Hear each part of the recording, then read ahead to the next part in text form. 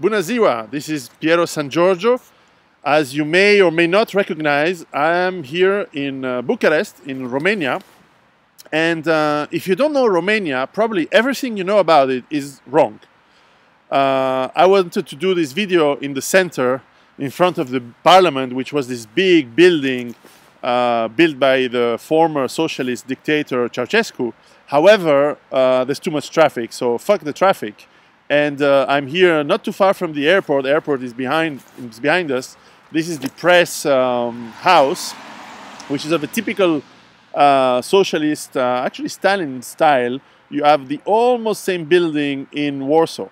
Anyway, so if you think Romania is still like it was in the socialist times, well, for better and for worse, you're wrong. Look at the kind of buildings that there are now here in Romania. These are fairly new buildings.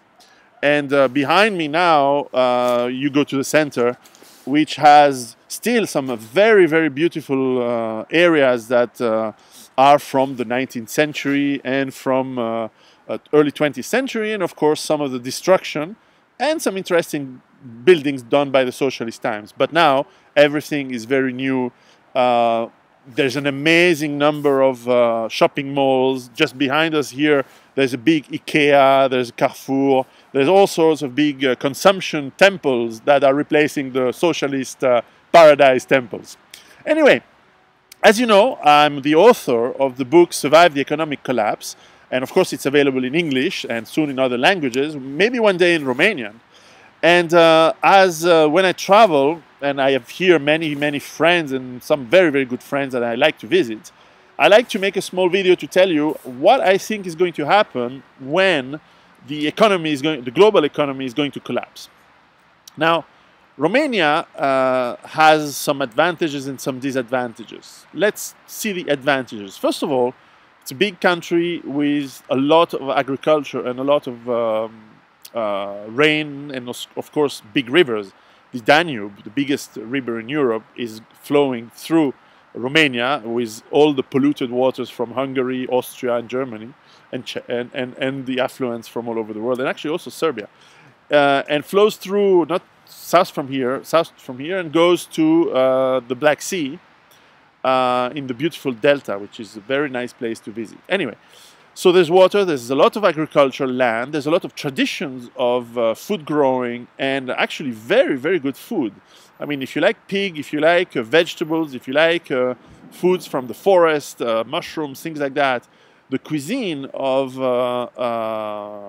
Romania, especially the area that used to be called Dacia in the Roman times, which was part of the Roman Empire, has some in the mountains, the Carpathians, has very, very good food. So there is strong tradition.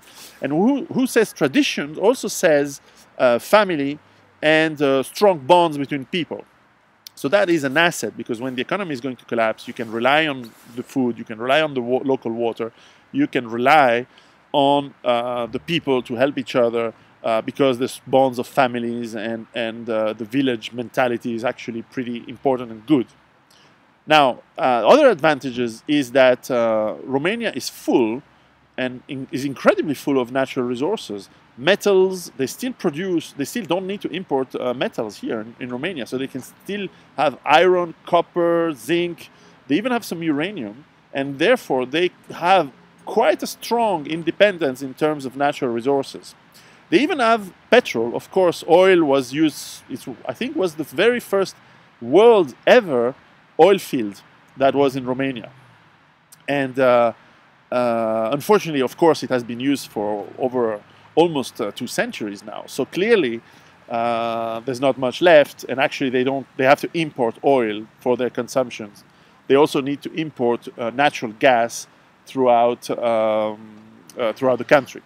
Now, still, this will be an advantage, because at least they will have a little bit of petrol, a little bit of oil for local consumption. So if they're not stupid, and they're usually not, they will be able to at least harness some of these natural resources to not have such a strong collapse as other countries who have no resources at all. Now, the other advantages here is clearly there is no immigration. So ethnically, Romanians are very, very similar. So sure, There are some minorities, the Tsigan or Roma, depends how you call them, are still a lot present. And actually, with now it's almost 15 years I get in this country, and of course I start to appreciate and probably dispel some of the bad image that I used to have, and that still most Romanians have. I mean, if you listen to the guys here talk about these people, I mean, the Germans are nothing. Anyways, so yeah, there could be some of these small ethnic problems, but not as much as in France or in UK or Germany or in the United States. This is not a multicultural world and country. So that is an advantage, you know, to be very honest and fair. It's not because people from foreign countries are bad. That's nothing to do with it, as you know, my message. It's just because multiculturalism brings tensions when things are bad. And that's human nature. It's unfortunate, but that's how it is.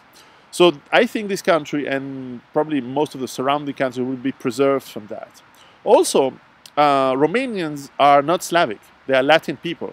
They are very close to Mediterranean, to Italians, and therefore have a character of sometimes high temper, but often they know how to make a deal.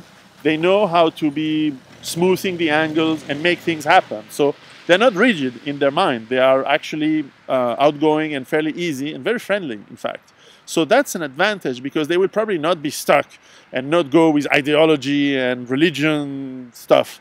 They will probably find ways to make things happen. And in difficult times, this is a big advantage. Of course, the economy has been destroyed during the social times, and after the socialist time, it collapsed completely already. So they kind of have this knowledge of what a collapse looks like. Obviously, it recovered very much, and today the economy is very strong. There's a lot of manufacturing, it's still growing, despite the government, even if they did some fairly good low tax reform. So that was pretty good. Agriculture, unfortunately, so I'm going to the bad things of Romania, if compared to in the context of an economic collapse. The bad things is, of course, yes, there is corruption. The industries are fairly focused on export. There is agriculture, small agriculture is slowly disappearing because of the European Union laws and pressure. And so they are losing the traditional agriculture to the big farms and big export-oriented agriculture. And also the mentality of the people is very much like everywhere in the world, focused on shopping. Consumption. I mean, you should see the shopping malls here. It looks like you're in Dubai. They're big, they're huge, and people seem to enjoy going there and going around. And the beautiful ladies in Romania, they make themselves even more pretty, and the men go and watch them and buy stuff. And yeah, everybody works to buy the next new model of car. This mentality is dangerous, and it has corrupted and destroyed most of Western Europe, and it's going to corrupt and destroy this part of the world as well. So they're not as destroyed as we are in the West, but it's starting here. So that's a disadvantage. So clearly there are, as in every country, advantages, disadvantages. The national character is important to be understood. Romanians are very different from Hungarians, they're very different from Bulgarians, they're very different from Serbians, they're very different from Russians. Probably there are some links with Moldavia, but all in all, it is a country which has assets. Now, the problem with having assets, as I kind of joked in my book, is that it could be a target for other powers if they are still around, like Germany, like perhaps Russia, because the natural resources, the river, the Danube is a fundamentally strategic asset for transportation and for control of most of the waterways in Southeast Europe. Could be the target for others. So today, Romania is fully controlled by European Union and the United States. That's how it is. But who knows in the future? Who knows who's going to play the game of control of this part of the world? You know, in the long time ago, Romania was very strongly linked to France, when France was a big power and when France was France. Today, it's linked with the United States. Who knows? Maybe in the future, it will be linked with Russia or Germany again. Who knows about that? So those are interesting developments that the next decade will tell us. So all in all, I tell you la revedere and mulțumesc for listening. And of course, if you're in Romania, check out my book. If you're a Romanian publisher, check it out. It sells well. It could be interesting in Romania. And for sure, I hope that you guys in Romania keep it a great country. Take care. Ciao.